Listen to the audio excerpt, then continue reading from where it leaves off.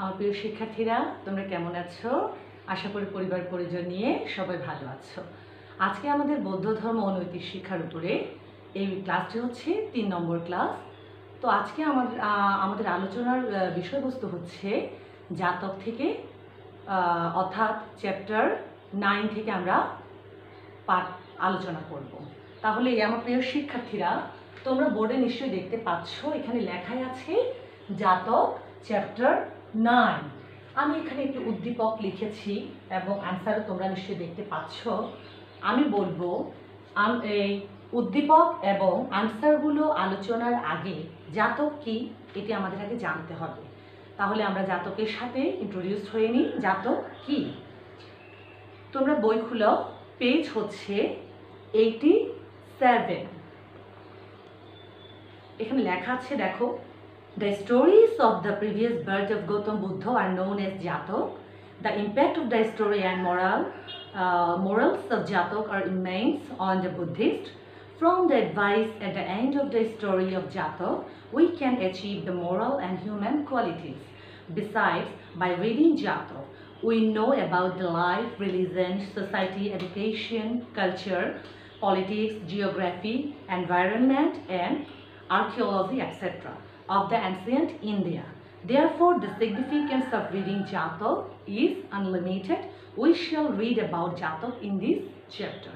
তাহলে জাতক হচ্ছে গৌতম বুদ্ধের অতীত জন্ম বৃত্তান্ত এবং এই জাতকে অনেকগুলো বুদ্ধের উপদেশ বাণী আছে, যেগুলো আমরা পড়ে আনন্দের সাথে শ্রোতারাও আনন্দ পাই এবং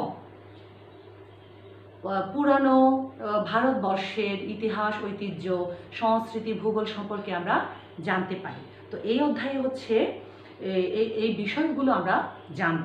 তাহলে আমার প্রিয় শিক্ষার্থীরা, লেসন 1, লেসন 1-এ কি আছে আমাদের একটু দেখতে হবে। লেসন 1-এ আছে ইন্ট্রোডাকশন অ্যান্ড নাম্বার অফ জাতক, জাতকের সংখ্যা। দেখো, the word jataka originates from the word jato. The word jato means originate, arise, grow, etc. অর্থাৎ জন্মানো, জাত থেকে জাতক শব্দটি এসেছে। Therefore, the word jataka means one who is produced or born, যে জন্মগ্রহণ করেছে। Buddha used to say different stories about the previous birth to his disciples in different situations. Buddha তার জন্মবৃত্তান্তগুলো বিভিন্ন সময়ে বিভিন্নভাবে তার শিষ্যদেরকে বলতেন। These stories about the previous birth of Gautam Buddha are called জাতক। এইগুলোই হচ্ছে গৌতম বুদ্ধের অতীত জন্ম বৃত্তান্ত এবং এগুলোকে বলা হচ্ছে জাতক। Nobody can be Buddha by the result of the actions in single life. 2. To be Buddha, one has to be purified. The fulfillment of parameter birth and rebirth in various species. অর্থাৎ এক জন্মে কেউ বুদ্ধত্ব লাভ করতে পারে না, জন্ম জন্মান্তরের জন্য পারমিক পূরণ করতে হয় এবং বুদ্ধ অনেকগুলো পারমিক পূরণের দ্বারা তিনি বুদ্ধত্ব লাভ করেছিলেন। By reading Jatak, it is found that Gautam Buddha was born in various births in various families. তার অতীত জন্ম বৃত্তান্তে দেখা যায় তিনি বিভিন্নভাবে জন্মগ্রহণ করেছিলেন বিভিন্ন ফ্যামিলিতে এবং মানবকুলে তিনি অ্যাজ কিং, মিনিস্টার, ব্রাহ্মণ, merchant and different birds and animals in the family and divine life, দেবকুলে তিনি বিভিন্ন প্রাণীকুলে জন্মগ্রহণ করেছিলেন, বিভিন্ন প্রাণী হয়ে। He was termed as Bodhisattva in each birth, এবং প্রতিটি জন্মে তিনি বোধিসত্ত্ব রূপে জন্মগ্রহণ করেছিলেন। বোধিসত্ত্ব performed the good actions in each of his birth.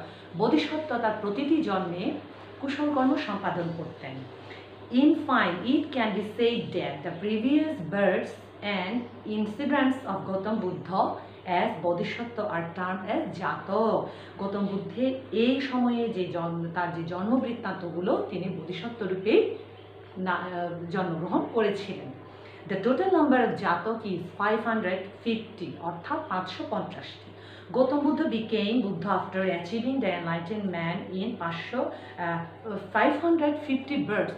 তিনি 550তম জন্মে গৌতম বুদ্ধত্ব লাভ করেছিলেন, অর্থাৎ গৌতম বুদ্ধত্ব লাভ করেছিলেন 550তম জন্মে।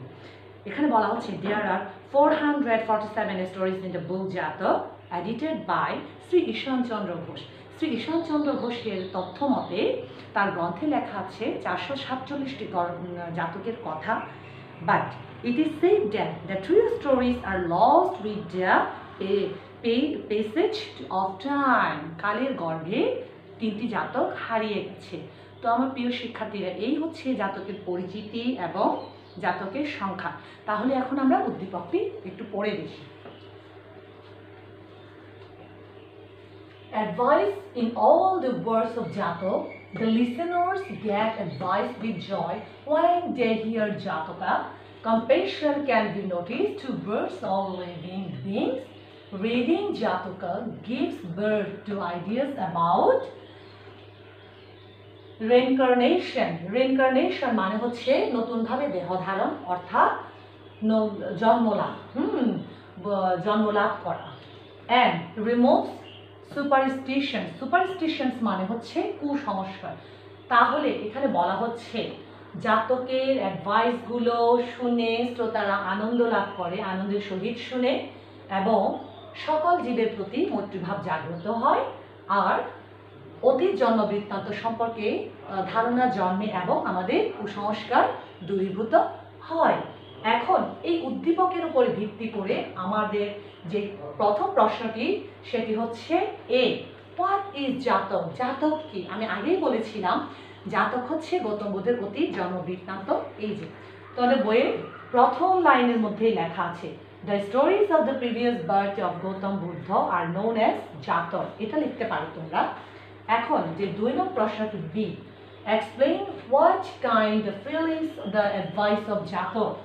এই আনসারটি তোমরা এভাবে করতে পারো, অর্থাৎ জাতকের অনুভূতি আমাদের কিরকম অনুভূতি সৃষ্টি করে উপদেশগুলো। So you can write this answer after reading the story of Jataka, deep peace came down in our mind. For this reason the listeners of Jataka get advice with joy after hearing Jataka. Jataka অর্থাৎ জাতক শুনে শ্রোতারা আনন্দ পায়। কম্পেশন can be noticed towards all living beings. Compassion অর্থাৎ কি সকল জীবের প্রতি মৈত্রীভাব জাগ্রত হয়। From the advice at the end of the story, the of Jataka, we can achieve the moral and human qualities. অর্থাৎ সব শেষে উপদেশগুলো শেষে আমরা নৈতিক শিক্ষা লাভ করতে পারি। সো তোমরা এই আনসারটা এভাবে দিতে পারো, এ বি। এরপরে যে 3 নাম্বার প্রশ্নটি সেটি হচ্ছে explain that stimulus play a role in shaping our moral life. অর্থাৎ উদ্দীপকে আলোচিত বিষয়টি আমাদের নৈতিক জীবন গঠনের ভূমিকা রাখে, ব্যাখ্যা করো। এটি আমি লিখছি, তোমরা লিখো।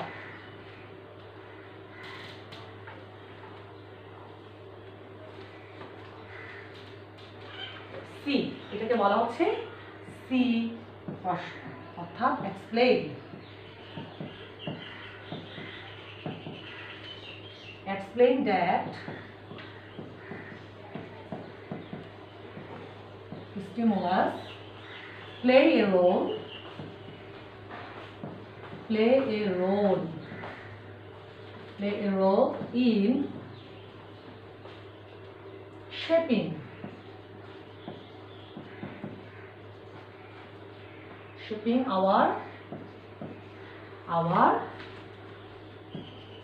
our moral life। অর্থাৎ উদ্দীপকে আলোচিত বিষয়টি নৈতিক জীবন গঠনে ভূমিকা রাখে, ব্যাখ্যা করো। আমি বলছি এটার উত্তর কিভাবে লিখতে হবে। তার পরে যে প্রশ্নটি আমাদের সেটি হচ্ছে নাম্বার ডি। ডি এর আনসারটি হচ্ছে explain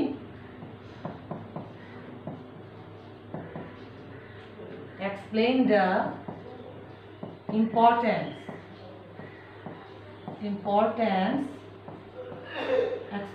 importance of reading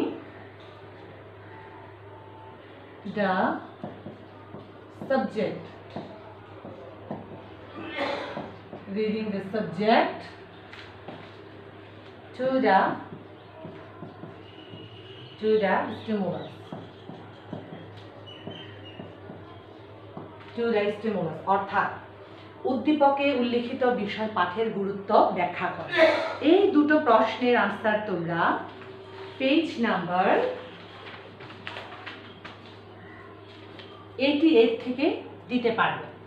lesson 2 তোমরা এটি রিডিং করবে ভালো করে। এখানে লেখা আছে এটা ইনফ্লুয়েন্স অফ জাতক to build a moral and ideal life. হ্যাঁ, এই অংশ অর্থাৎ এই দুটোর আনসার এখান থেকে তোমরা সাজিয়ে নিজেদের পছন্দ মতন করে লিখবে। আগে রিডিং করতে হবে, এরপর এখানে লেখা আছে যে আইডিয়াল লাইফ এবং কিভাবে আমরা আমাদের নৈতিক শিক্ষাকে গ্রো করব, এই কথাগুলো। হ্যাঁ, তো আমি বলবো তোমরা বেশি বেশি চর্চা করবে, এগুলো পড়বে এবং লিখবে, তাহলে তোমরা আনসারটা সহজেই করতে পারবে। এখন আমার প্রিয় শিক্ষার্থীরা, আমি বলবো জাতকের পরবর্তী যে জাতকগুলো আছে, কপোত জাতক, শশক জাতক, কপোত জাতকা এবং শশক জাতকা, এগুলো আমরা নেক্সট ক্লাসের মধ্যে আমি বলবো এগুলো কিভাবে লিখতে হবে, কিভাবে পড়তে হবে। তার আগে, ক্লাসটি শেষ করার আগে আমি কিছু হোমওয়ার্ক দিচ্ছি তোমাদের, হোমওয়ার্কগুলো লিখে নাও।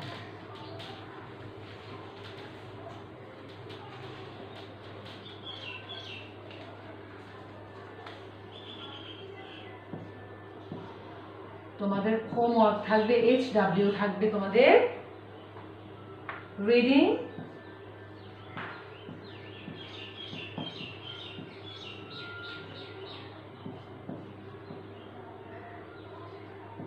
কপোতা জাতকা,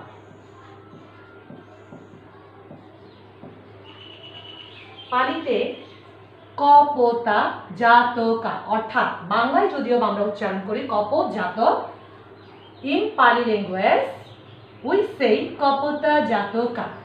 তাহলে তোমরা এই জাতকটি রিডিং করবে, পরবর্তীতে আমি এটির উপরে প্রশ্ন তোমাদের দেখিয়ে দেব। তো আমার প্রিয় শিক্ষার্থীরা, if you have any problem please just phone me, আমাকে ফোন করবে, ফোন কলের মাধ্যমে অথবা তোমাদের কমেন্টসের মাধ্যমে আমাকে জানালে আমি প্রশ্নগুলোর সমাধান দেওয়ার চেষ্টা করব। আশা করি ক্লাসটি তোমাদের উপকারে আসবে। বেশি বেশি চর্চা করবে, লিখবে। এই বলে আজকে আমার ক্লাসটি আমি এখানেই শেষ করছি। ধন্যবাদ সবাইকে।